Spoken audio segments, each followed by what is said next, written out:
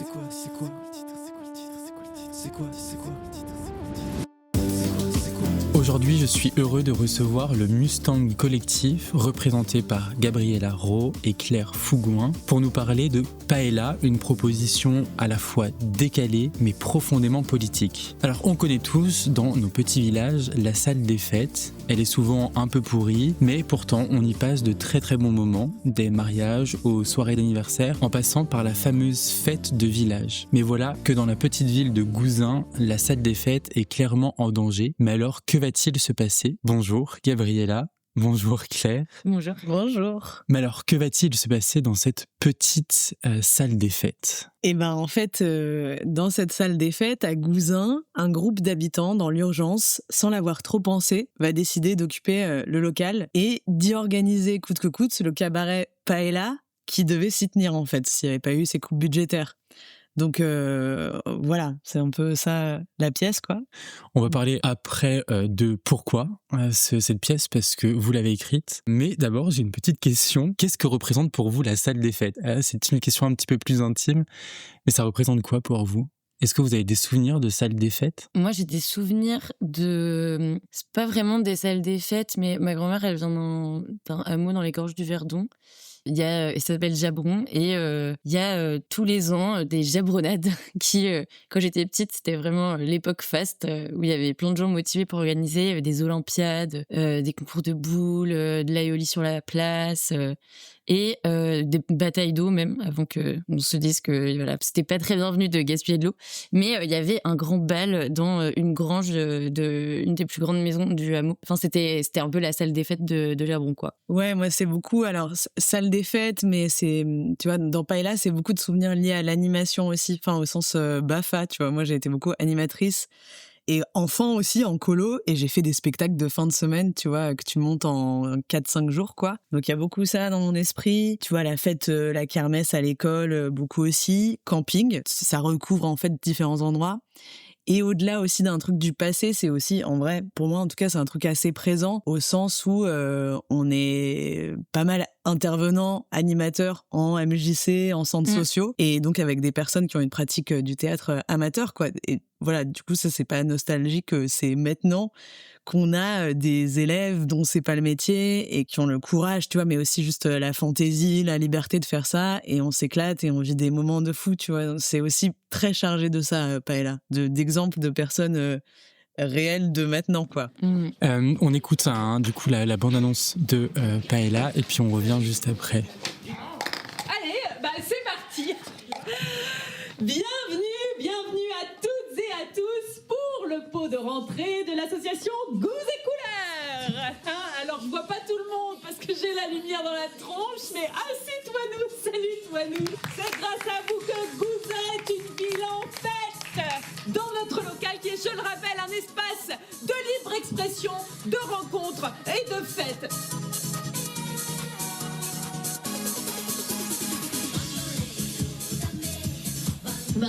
Votre présence me touche, beaucoup. Je trouve que c'est inadmissible et nous ne pouvons pas nous laisser faire. Ton coup de fil là, s'il y a un diagnostic énergétique, ça veut dire qu'ils vont vendre ton local. Dans 2 semaines, t'es à la rue.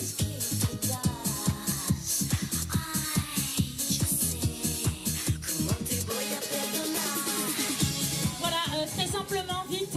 Simplement dire qu'à cette heure, nous refusons toujours la proposition de Monsieur le maire de déplacer nos soirées dans le gymnase de Saint-Loup et que nous espérons qu'après le succès du cabaret de ce soir, il saura nous proposer quelque chose à la hauteur de ce qu'on défend. Voilà, maintenant, place au spectacle. La fête n'est pas finie, mesdames et messieurs. Comment est née l'idée pour vous de créer Paella, cette pièce? Comment c'est venu? Vous vous êtes dit, on va prendre une salle des fêtes, on va prendre un maire qui veut la vendre, et puis allez, c'est parti. Ouais, peut-être je fais le premier temps. Vas-y, ouais. Parce que en fait, on était déjà lancé sur un sujet de création, enfin sur une création qui est devenue un peu douloureuse parce qu'elle était très proche de nous, et il y a eu un moment où on pouvait plus trop, on n'avait pas trop la pêche, mais on avait des espaces de création. Du coup, franchement, on savait pas que ça allait être une salle des fêtes, tu vois. Toute l'histoire, on savait pas, quoi. On s'est dit qu'on repartait sur un truc très simple, genre des gens sont ensemble, ils préparent une paella. truc qui paraît un peu con, quoi, et voir qu'est-ce qui, de cette situation un peu simple, où quand même on pensait donc à toutes nos expériences en lieu festif, etc., il allait se passer une histoire. Mais c'était pas évident. On avait au début juste vraiment envie d'avoir des personnages, tu vois, des gueules, des caractères un peu qu'on avait en tête. Un truc un peu distancié, absurde, quoi. Ça, c'était vraiment là, quoi. Et un groupe de gens qui faisaient comme ils peuvent. Je sais pas conjuguer le truc, tu vois. Mais des gens qui ont pas des vies de magazine, mais qui essayent de faire des trucs quand même, quoi, en gros, plutôt que rien. Et du coup, on a fait un premier jet avec ça, première sortie de résidence à laquelle... Au TDI. Ouais, au TDI, à laquelle Claire est venue et nous a rejoint à un moment où, du coup, on s'est dit, bon, il va falloir une histoire, quoi. Qu'est-ce qui va se passer exactement? C'est quoi le danger et tout? Et parce que moi, la sortie de résidence, ça s'appelait déjà Paella. Je crois qu'il y avait déjà le titre. Il y avait déjà les personnages, mais pas tous. Yo-Yo, t'es pas encore là. Et il y avait ce local. Mais il y avait un autre début d'histoire. Je pourrais raconter ou pas? Moi, je veux savoir absolument. Il y avait un autre début d'histoire où c'était des bénévoles d'une association qui étaient donc Goûts et Couleurs. Et il y avait l'ancienne directrice la présidente de l'asso qui était partie, en fait. Je sais plus son prénom. Nathalie. Nathalie, voilà. Nathalie était partie et les bénévoles de l'association se retrouvaient un peu sans trop savoir comment s'organiser parce que Nathalie prenait beaucoup les choses en main. Donc ils essayaient de refaire vivre cette association. Donc c'était un peu une série de numéros presque, en fait. Genre, c'était des scènes où à chaque fois, il y avait Stéphanie, elle se roulait dans la peinture sur une bâche en plastique. Enfin, ils essayaient des trucs artistiques. C'est fou. Il servait aussi beaucoup de café, alors ça s'est resté avec Bobby. Il y avait déjà des choses qui étaient... diapos, il y avait une très longue scène de diaporamas. Il y avait des diaporamas pour faire le bilan un peu de l'association. Personne n'écoutait, il y avait déjà l'estrade. En fait, à ce moment-là, c'était un peu presque, tu vois, proche de The Office, au sens où on savait qu'on voulait un lieu de la vie, voilà, mais pas exactement où ça allait... Il y avait Sébastien du Duende qui était là aussi, tu vois, et vraiment tout le monde était en mode... Qu'est-ce qui va se passer? On adore l'univers, hein. On adore vraiment, mais voilà, faut une histoire et tout.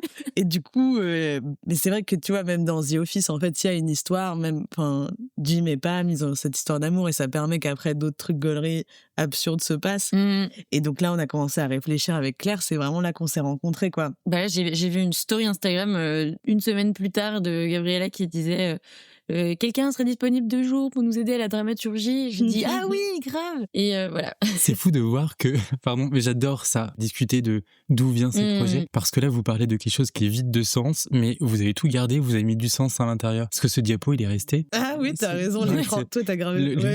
L'écran, c'est interminable. C'est interminable et j'adore ce moment. Ouais. Mais je crois que c'est vraiment le moment où j'ai le plus ri de la pièce et j'ai beaucoup rigolé. Hein. Et c'est fou. Et le sens, il est venu comment d'un coup? Après, c'était aussi le réel, quoi. Enfin, au sens les coupes budgétaires, tu vois, c'est... en fait... Pardon, je rigole, mais c'est une réalité qui nous concerne, qui nous traverse très directement. Donc, je pense que des lieux en galère, on a commencé aussi à en sentir, à en voir beaucoup, tu vois, non? Les 2 jours de dramaturgie, au début, parce que du coup, après cette story, on s'est retrouvés pour un peu essayer de faire cette histoire. Et il y avait le focus vraiment sur Nathalie, les bénévoles. Et moi, le truc qui m'avait touchée, c'était le lieu. Et du coup, j'étais en mode, je trouvais ça cool que l'enjeu soit dans le local. Et à partir de ça, tout est venu un peu naturellement parce qu'en vrai, oui, on était en mode, c'est vrai, les lieux là, c'est difficile. Enfin, il y a des coupes budgétaires. Aussi, comment lier la question des coupes budgétaires de la culture avec des grands guillemets qui touchent pas forcément les gens dans leur quotidien, qui vont pas forcément au théâtre et tout, parce que ça reste quand même un peu tout le monde va pas au théâtre, et comment en fait ça peut toucher vraiment tout le monde à des endroits où on s'y attend pas quand on se dit que ça nous concerne pas les budgets de la culture, quoi. Franchement, c'était un peu évident après. Des impacts concrets sur des gens dont a priori c'est pas le métier. Oui, c'est ça. Du coup après on a fait des recherches vraiment techniques sur mais attends, si le maire il vend le local vu que c'est public, est-ce qu'on a le droit... Enfin, comment un local peut passer du public au privé et tout, genre... C'était dans des trucs vraiment hyper techniques. C'est dans ces moments-là où, du coup, vous avez fait la jonction entre un peu l'absurde et le réel, et puis faire le mix des deux. Ouais, tout à fait. C'est vrai que là, il y a eu un gros moment de...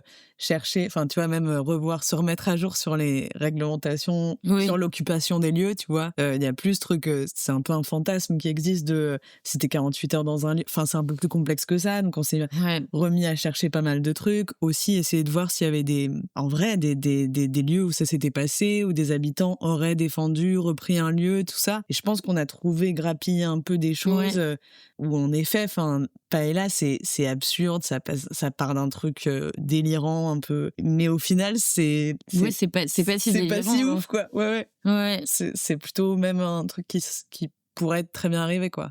Oui. Ouais. Et puis il y a cette histoire du coup de cette salle des fêtes qui va être de ce local, qui va être vendu, où on sait pas trop, et puis après on apprend petit à petit.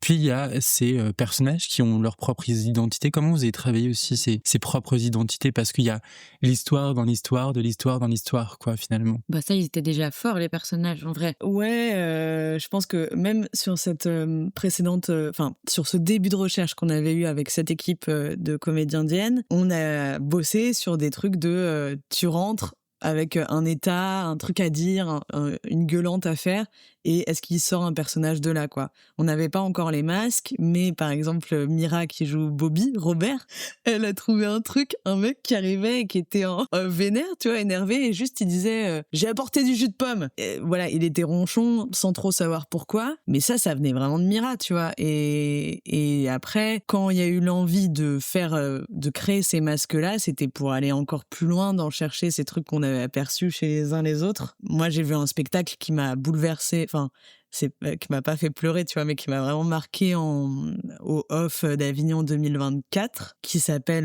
L'amour c'est pour du beurre, de Hélène Schumacher. Et c'est là où j'ai vu aussi, tu vois, du masque pour la première fois, ces demi-masques, dans un contexte assez réaliste, quoi. Et puis le masque, t'as toujours besoin du corps, mais je veux dire avec une langue, une façon de parler assez triviale, quoi. Et du coup, vraiment inspiré de ça. Après, j'ai pris aussi, enfin, avec Aurélien Fontaine qui écrit aussi dans l'équipe là, on a pris de chacun des trucs qu'on connaissait, tu vois, enfin, je sais pas, Mathilde qui joue Stéphanie, elle est étonnante. En fait, on en parle beaucoup parce que à la fois tu peux penser qu'elle est un peu bourgeoise, quoi, un peu maniérée, en même temps pas trop. Enfin, Mathilde, elle vient d'un milieu plutôt, enfin, populaire, pas bourgeois et tout, et pourtant elle a des figures comme ça. Et on a beaucoup parlé aussi de quand tu viens de ces milieux-là, comment tu prends parfois des façons justement de parler ou de te comporter qui sont de classe supérieure pour t'élever, quoi, symboliquement.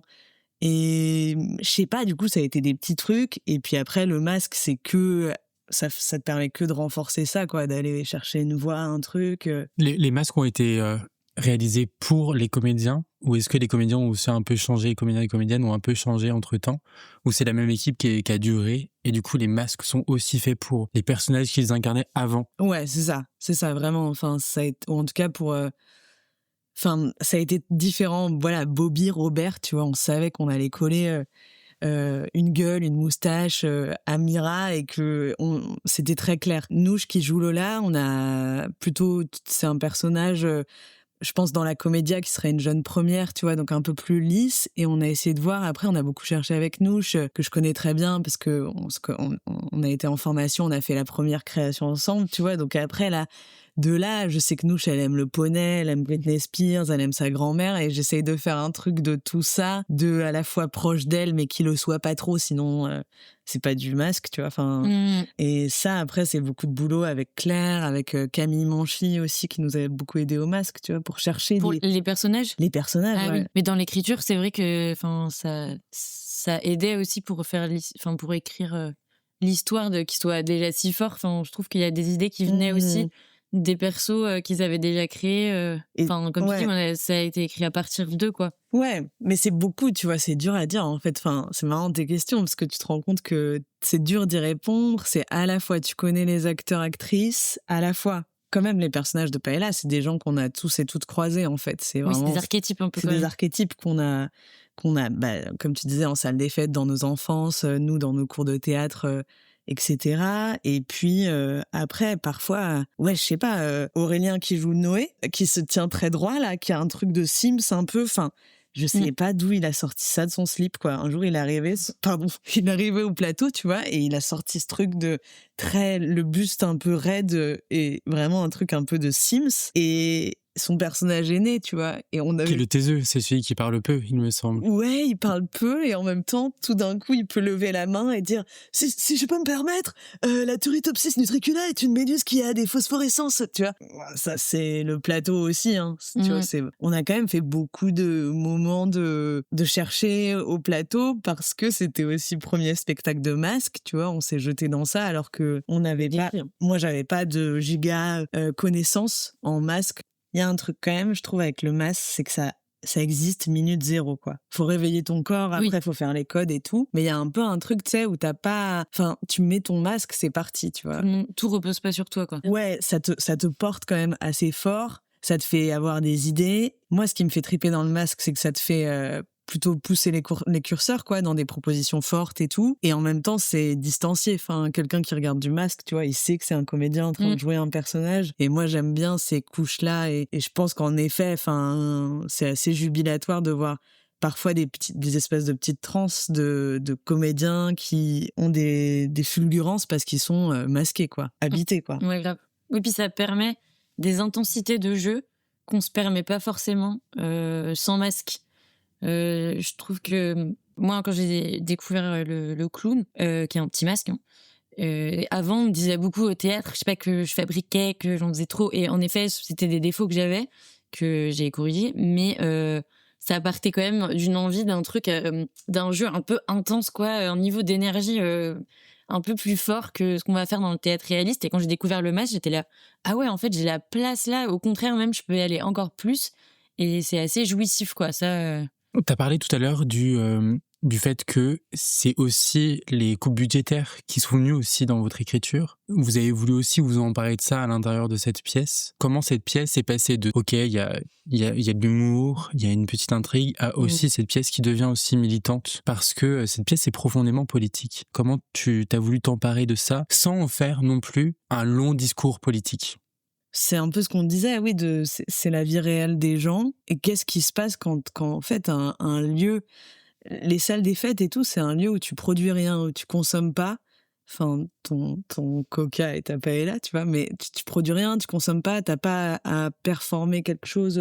Donc, c'est des lieux de gratuité, d'existence sociale, en fait. Et en vrai, il se passe quoi, tu vois, quand ça, c'est supprimé? C'est une question, je trouve, nous, c'est délicat, les artistes, d'essayer d'imaginer c'est quoi notre vie sans l'espace de création, tout ça, mais je sais pas comment on pourrait transposer ça, mais je trouve que...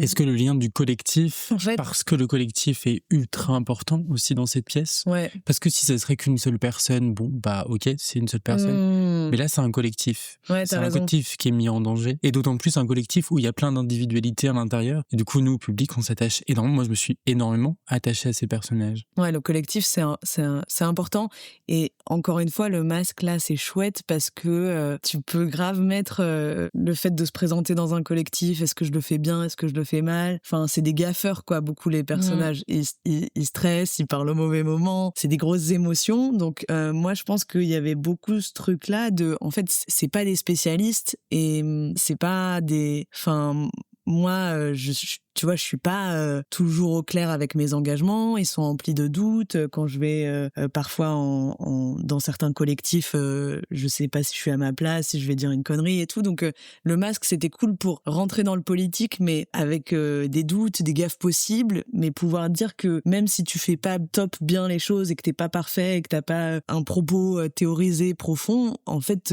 le collectif te porte et t'emmène à faire des trucs que t'aurais pas fait solo, quoi, de façon assez joyeuse, parce qu'en fait ce qui est cool c'est que ils se disent on occupe, mais ils occupent vraiment dans le sens où Lola elle pète un câble parce qu'elle a répété sa choré, tu vois, depuis je sais pas combien de temps, depuis 3 mois dans sa chambre. En fait ça la fait vriller de se dire qu'elle va pas pouvoir faire sa choré, donc les autres autour, il y a je pense un impulse.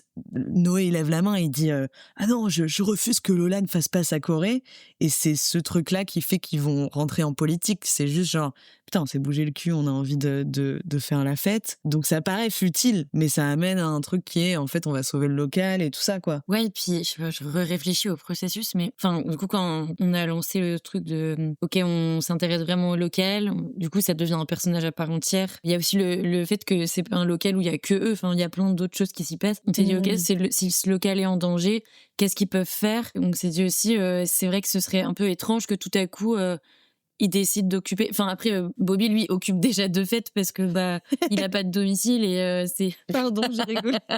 Non, mais en fait, c'est un peu tragique cette situation, quoi. Il a plus le droit de dormir et il dort là. Et là, on a eu besoin d'un personnage supplémentaire et c'est là qu'on a introduit Yo-Yo qui venait apporter la petite touche plus militant. La boîte à outils. Ouais, la boîte à outils militante et qui sort. Ouais, t'as raison. Et il nous a un peu servi à ça, mais en même temps, on était attends, faut pas non plus qu'il arrive et qu'il fasse mode d'emploi. Et donc, c'était comment il s'introduit dans ce collectif, pourquoi il est là, qu'est-ce qu'il fait là.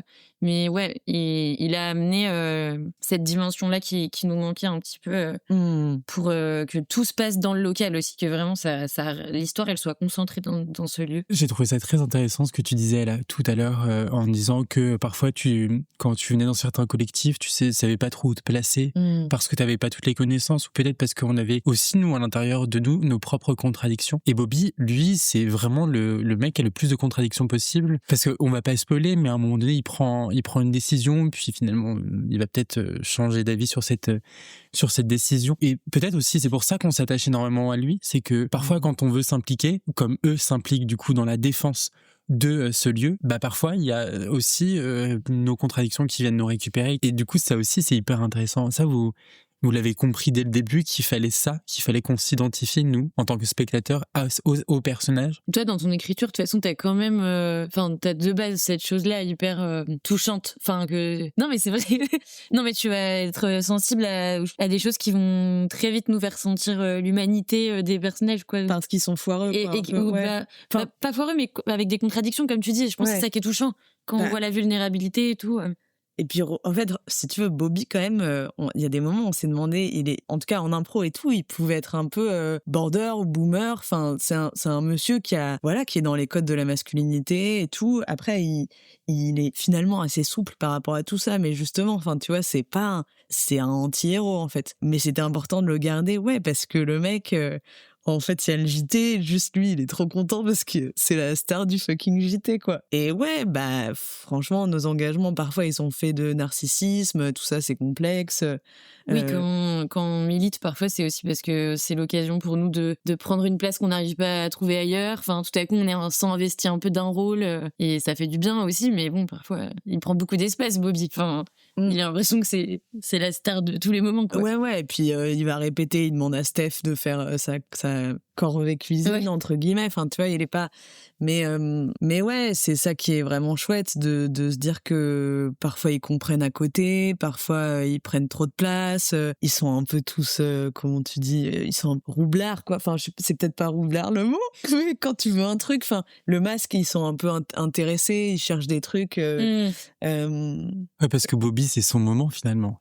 Parce que vous l'avez dit tout à l'heure, mais il vit à l'intérieur de ce local. En fait, sa vie, elle est ratée. Là, c'est horrible. Hein. On espère. C'est temporaire. On espère. Il est entre deux galères. Enfin, c'est juste un passager, tu vois. Il y a ce truc c'est son moment, quoi. Et quand ce vidéoprojecteur descend et qu'on va voir ce reportage, quelle frustration il a dû ressentir à ce moment-là. Ouais, justement, c'est dire aussi que la vie, elle est pas ratée parce que on dort dans un local, quoi. En fait, on a toujours des gens autour de nous. Et on peut toujours... on mérite une vie digne, quoi. Que même Bobby, qui dort dans le local, il peut faire des trucs trop stylés. Et évidemment, il est pétri de contradictions parce que c'est un masque, mais c'est là... Je rectifie. J'ai dit que sa vie était ratée. Je rectifie ça. Sa vie n'est pas ratée parce que... En fait, sa vie aurait pu être ratée si... C'est ma vision un peu plus philosophique. Si tout au début, en fait, il compte pas sur le collectif finalement. Il dit pas qu'il dort là. Et dès que d'un coup, il y a ce passage du collectif, là, sa vie, je dis pas qu'elle réussit, mais elle est plus ratée, quoi, parce qu'il sait faire. Mais même tous les autres, ouais. Oui, c'est ça. Ouais. Mais c'est vrai que lui, punaise, enfin, il ose pas leur dire, quoi. Il a un peu cet orgueil-là en tout cas de Bobby, homme, tout ça, qu'il est, il leur dit pas, quoi. Et Ouais, c'est dur. Et en En fait. effet, je sais pas, oui, après, on sait pas très bien qui le comprend, qui le comprend pas et tout. On voulait pas non plus, justement, aller, on est resté assez en filigrane avec ce sujet de Bobby parce que on voulait pas qu'il y ait un. Oui, pas psychologiser trop Ouais, aussi c'est pour ça. que l'écriture, parce que si elle est trop psychologique, même avec le masque, ça colle pas. Enfin, je pense que ça a guidé un peu ça. Mais ouais, tu vois, et puis après, Lola, elle s'en empare un peu plus comme peut-être ça va être un amour, tu vois, d'un été. Enfin, je sais pas, un truc un peu. Non, pardon, la métaphore est nulle, mais tu vois, parfois on a aussi. Enfin, moi en tout cas, j'ai eu des combats, des engagements. C'était parce que c'était le moment, parce que j'avais du temps, parce qu'il faisait beau, parce que j'étais en crush sur quelqu'un qui était aussi dans le truc, tu vois. Donc il y a aussi différents levels de. Ça veut dire quoi pour chacun, chacune, en fait. Ça, c'est cool, ouais. Moi, souvent, maintenant, je pense au personnage de Paella, parfois dans... Trop mignon. Ouais, dans le délire de... Tu sais, tes personnages, après, ils te donnent envie de faire des choses. C'est cool si le théâtre, ça peut aussi donner du désir, quoi. Moi, j'ai trouvé ça hyper intéressant. Pardon, je parle de mon avis, mais j'ai trouvé ça très intéressant parce que à chaque moment, j'ai cru que c'était les autres qui allaient craquer. Parce qu'ils ont aussi leurs propres faiblesses et tout ça, et qu'on sent la faille chez eux aussi. Et chez Bobby aussi, on la sent la faille, mais lui, il a un trop gros enjeu pour qu'il craque. Et finalement, bon, c'est lui qui va craquer. Mais ça, je vous en dis pas plus. Vous verrez ça pendant la pièce. Comment vous avez imaginé le décor? Parce que le décor doit ressembler à une salle des fêtes, doit ressembler à cet univers de salle des fêtes. Comment c'est venu aussi dans le travail? Ouais, beaucoup d'inspi de vrais lieux, quoi, tu vois, de regarder des photos, mais pas forcément en France, mais je sais pas, d'endroits dans des petites villes avec juste une estrade, sono, éventuellement un fond un peu kitsch, mais pour signifier que c'est là qu'il y a la fête, quoi. Et puis, après, il y avait l'idée de déréaliser, quoi. Donc, dans le rêve, tu vois, moi, je rêve d'un truc, Paella, quand ça a commencé aussi sans histoire, scène un peu paysage, je me disais, c'est Philippe Ken, quoi, tu vois, il y a des objets, des trucs un peu zarbi qui font que tu te sens dans un truc familier, mais qui te fait un peu tiquer, quoi. Je sais plus d'où ça nous a pété, le podium avec les dauphins, mais ça, c'est une trouvaille, tu vois, les dauphins, c'est un truc aussi un peu enfantin, en même temps. Après, on n'a plus le droit de les aimer parce qu'ils sont un peu pervers, les dauphins. Je sais plus, tu vois. Du coup, quand t'es adulte, tu t'interdis un peu cet amour du dauphin. Mais moi, j'avais une frise dauphin quand j'étais petite. Du coup... Les posters cheval, les posters d'animaux, quoi. Ouais. Mais du coup, voilà, le dauphin, le bleu, parce que ça, on a un peu corrigé là dans la nouvelle version, mais donc il y a les Amis de la Mer qui occupent aussi ce local. Donc on voulait qu'il y ait un peu cette présence-là d'une autre asso qui est une lubie, le monde marin et tout, tu sais pas trop pourquoi, mais vraiment ça, en tout cas, de retrouver des codes du réel, mais un peu décalés, quoi. Et cette méduse, on en parle de cette méduse qui m'a beaucoup impressionné et qui arrive comme ça et qui fait un peu notre père dans cette histoire un peu fantastique, qui nous dit « Ok, c'est pas du réel, on vous parle pas du réel, même si ça vous touche beaucoup et que ça vous parle beaucoup du réel, on n'y est pas, on est dans un autre univers. » Comment c'est venu ça? Comment vous l'avez imaginé? Et surtout, comment vous l'avez construit? Pardon, je rigole parce que je sais plus d'où ça nous a pété, quoi. La méduse. Mais ça, tu m'avais raconté il y avait un spectacle où il y avait une plante. Une plante qui parlait. Et là, du coup, tu t'es dit les objets. Ouais, j'avais vu un spectacle qui s'appelait Tourisme de la compagnie Laïka, où c'était compagnie franco-belge, je crois. Et c'était une plante qui parlait au début, juste pendant que le public rentrait, quoi. C'était trop. Enfin, je sais pas, ça m'avait plié. Moi, c'est des trucs, ça me plie. Fort, quoi. Et du coup, il y avait cette envie-là que quelque chose d'inanimé parle. Mais c'est trop bien quand t'écris aussi, c'est un peu une liberté en dehors du récit. Et assez vite, pourquoi la méduse? J'ai adoré quand on rentre, parce que tu l'utilises aussi quand on rentre. Ouais. Quand il y avait des gens que tu connaissais et qui te disaient « Ah, bonjour Malika !» avec cette voix très aiguë, là, surkiffé. Il n'y avait pas de Malika ce soir-là. Mais... Ouais, des petites punches et tout, mais même quand je connais pas les gens, tu vois, je suis en mode oh Christine du club de ping-pong, t'es pas venue mardi et tout, et les gens bug un peu parce que je suis en mode, ah Christine, j'adore ton pull, et le temps que les gens captent que c'est pas un truc enregistré mais que je le fais en live, après je fais bosser je sais pas, le premier rang, au le lavoir ils étaient assis sur des coussins, tu vois, donc je leur faisais bosser le périnée pour que ça fasse pas mal au dos et tout, tu vois, ça c'est trop bien. Ouais. La construction, c'est Camille et Agathe ou c'est... En fait, c'est à deux. Ouais, juste dans l'idée, le concept. Dire qu'en fait, assez vite, on s'est dit, ok, c'est une présence qui est là et qui permet aussi d'être l'esprit des lieux un peu de ce local-là, qui voit passer les gens, les époques, les fêtes, etc. Donc c'est vraiment ça, Pierre. C'est l'âme du local, quoi. Mais qui est une méduse. Ok. Et du coup, dans la construction, c'est Camille qui est notre régisseuse, créatrice lumière, régisseuse, avec du silicone de salle de bain. Elle a fait ça en fait. Elle est passée par plein d'étapes, mais je sais même pas où est-ce qu'elle a trouvé une petite coupole qu'elle a enduit de silicone. C'est des délires quoi. Et après, elle fait les tentacules vraiment en joint de salle de bain quoi. Et petite peinture fluo dessus, et là on en est au 2e pierre. Voilà, il y a déjà eu un pierre avant, et on en est au 2e pierre, il y aura peut-être un 3e pierre encore mieux fait, parce qu'elle à chaque fois elle affine ses tentacules et tout, et autour le bocal c'est Agathe Roger qui a créé le bocal à la taille de pierre. Et c'était pas rien non plus, ce petit bocal là, pour que ça tienne, mais qu'en même temps on a un petit ventilo pour qu'il fasse un peu bleu et tout. Et après on a des bandes lumineuses quoi qui s'éclairent en fonction de quand il parle.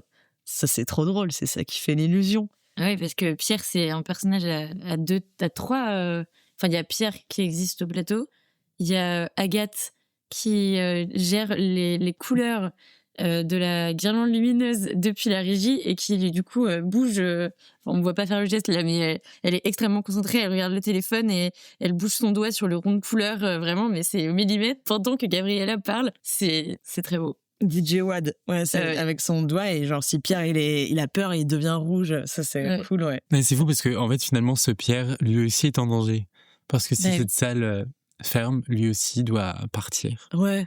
Mais en plus, où quoi? Enfin, ça peut donner lieu à une 2e pièce, carrément. Parce que on se dit aussi, mais qu'est-ce qu'elle fout cette méduse dans un bocal? Oui, moi, au début, il y avait un moment où quand on se demandait, mais est-ce qu'il est extra-diégétique, où est sa place dramaturgique, et j'ai dit que pour moi c'était pas une vraie méduse, et là du coup Gabriella m'a dit quoi, mais attends, mais si c'est une vraie méduse, Pierre. J'étais non, ça faisait plusieurs mois qu'on bossait ensemble. Oui, c'est ça. Depuis tout ce temps c'était une réplique pour toi de vrai. J'étais là, mais non, mais je sais pas, c'est horrible, c'est une méduse, une vraie méduse dans un bocal. T'es là, mais oui, mais du coup bon, en fait c'est une vraie méduse, ouais. Voilà.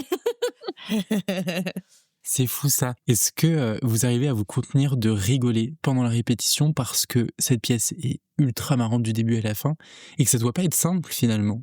Voilà, nous, on a de la chance. Non, mais c'est vrai que parfois on pleure de rire, et c'est parfois ils se tapent des gigabars, mais le masque, en fait, t'as chaud. Franchement, t'as chaud, parfois t'as mal aux yeux parce que ça t'appuie. Enfin, le masque, ça met aussi, pour le coup, un truc en répétition. Parfois, un moment, tu sais que t'as plus que 10 minutes de survie de tes comédiens parce qu'ils en peuvent plus, quoi. Franchement, l'équipe, c'est intense pour eux, de grosses journées, quoi. Donc, parfois, nous, juste, on rigole, et la mise en scène terrible. Non, mais parfois on rigole, et eux ils sont en mode en fait j'ai juste besoin qu'on me dise si je dois dire ça au public ou à mon partenaire. Eux ils sont dans un espèce de multiverse de les codes du masque, ce que vit mon personnage, tout ça, qui font que parfois limite ils passent non mais c'est terrible de dire ça, non mais parfois ils sont très concentrés, ouais, puis je pense le fait que, et ça fait rire presque aussi parce que tu les vois parfois faire des gaffes, au sens où tu vois le masque, parfois faut réfléchir à c'est ça, on te parle, tu regardes machin, et donc ils se perdent, donc c'est trop drôle, mais eux ça les fait pas rire parce qu'ils sont en train de chercher, tu vois.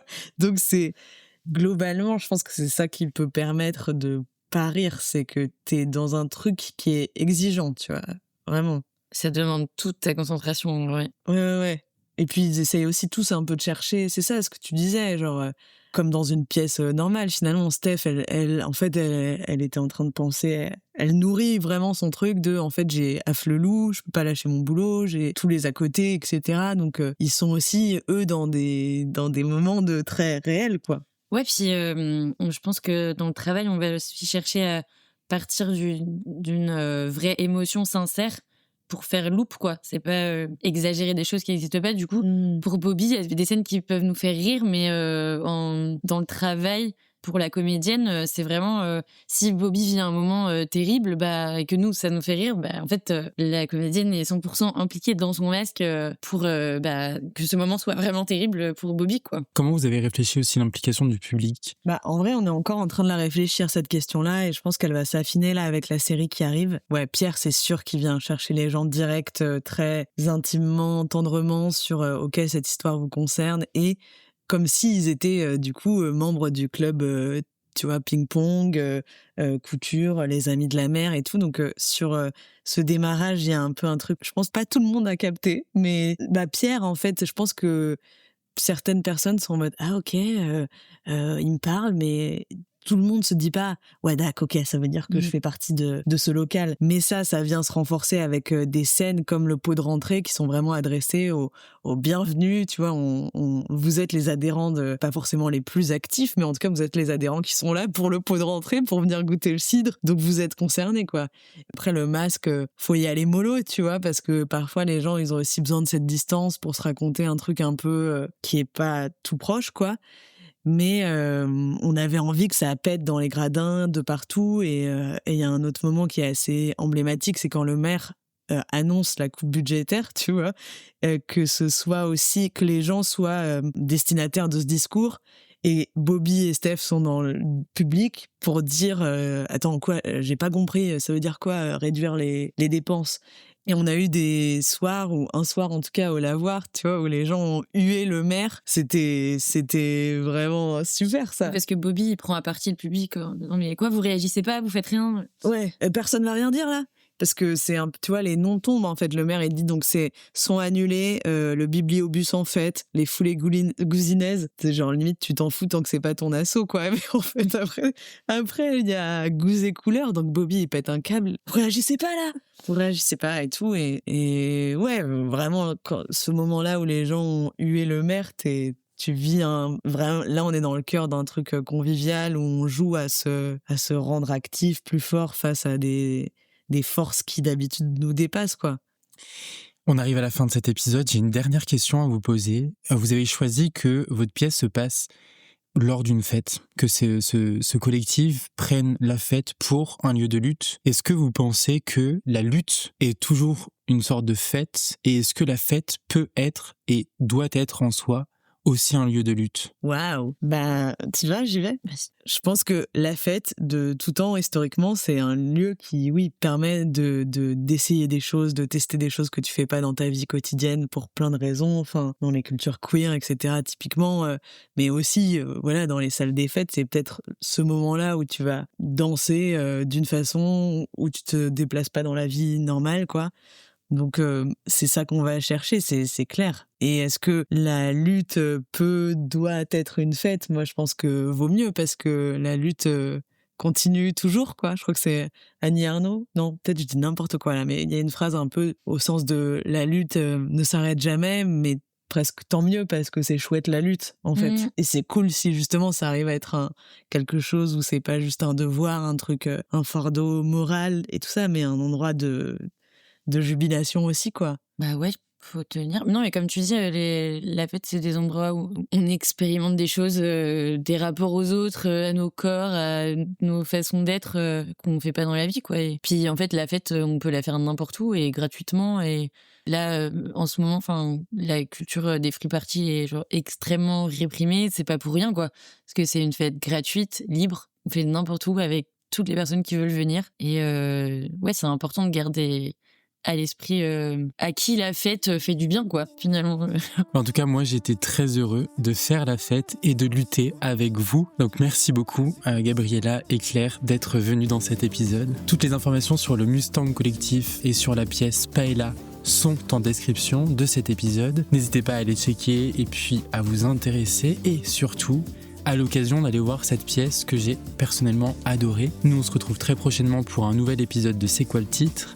Et d'ici là, n'hésitez pas à me suivre sur les réseaux sociaux, à vous abonner à ma chaîne YouTube. Moi, je vous dis à très bientôt. Prenez soin de vous.